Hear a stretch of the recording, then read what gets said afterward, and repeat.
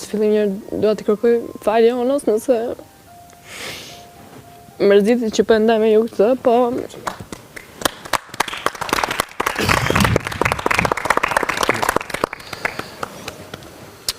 Në shpinë tonë kishte ardhur një nga hallat tona dhe unë isha në dhomën time me një nga kushërirat.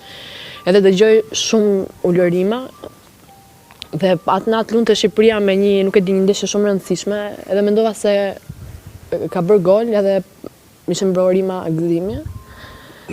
Kur dal nga dera shikoj që oh no, s'ishte